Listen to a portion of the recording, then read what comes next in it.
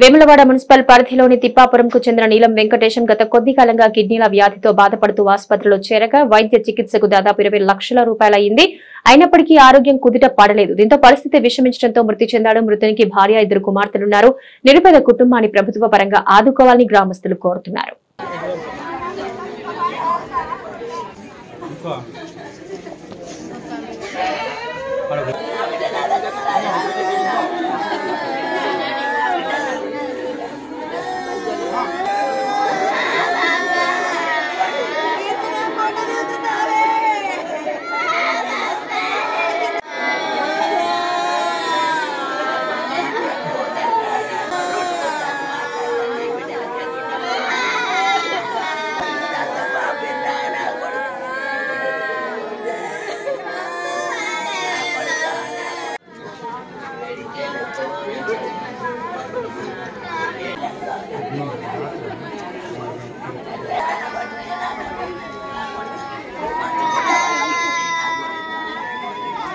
ఈరోజు నీలం వెంకటేశం తండ్రి పేరు నీలం ప్రభాకర్ గారు చనిపోయినారు.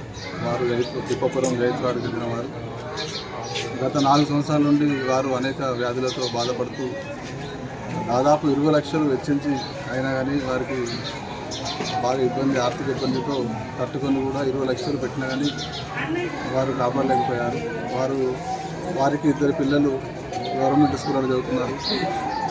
వారి ఆర్థిక పరిస్థితి చాలా దయనీయంగా ఉన్నది. దయచేసి అందరూ ఆదుకోవాలి. ఈ విషయాన్ని మేము గౌరవ ఎమ్మెల్యే దృష్టికి తీసుకుపోతాం. తప్పకుండా వారికి న్యాయం చేయ విధంగా మా వంతు సహకారం చేస్తాం. మీరు కూడా తమ వంతు సహకారం చేయాలని మనస్ఫూర్తిగా కోరుచున్నాను. తిప్పాపురం గ్రామానికి చెందిన నీలం వెంకటేష్ తండ్రి ప్రభాకర్ గారు. నీలం వెంకటేష్ గారు గత 4 సంవత్సరాలుగా దీర్ఘకాలిక వ్యాధి, కిడ్నీ సమస్య మరియు కాలేయ సమస్యతో బాధపడుతూ 4 సంవత్సరాల నుంచి దాదాపు అతను 20 నుంచి 25 లక్షల రూపాయలు ఖర్చు చేసుకున్నాడు.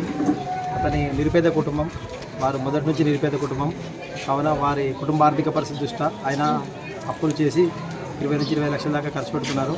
అయినా వారి ప్రాణం దక్కలేదు.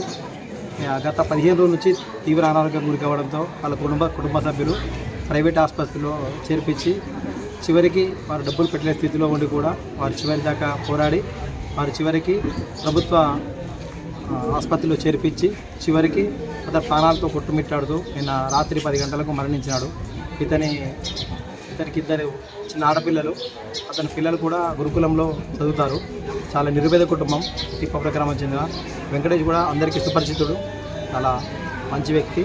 కావున దయచేసి అతని నిరుపేద కుటుంబాన్ని గౌరవ పెద్దలు ఎవరైనా దాతలైనా ఎవరైనా కానీ ఆదుకోవాలని, వారి కుటుంబానికి ఆర్థికంగా వారి మిత్రులు కానీ, బంధువులు కానీ, శ్రేయోభిలాషులు కానీ, కుటుంబ సభ్యులకు తెలిసిన వారు ఎవరైనా, గ్రామస్తులు, పెద్దలు ఎవరైనా కానీ ఆదుకొని వారి కుటుంబానికి చేదోడు వాదోడుగా ఉండాలని మనస్ఫూర్తిగా కోరుకుంటున్నాం.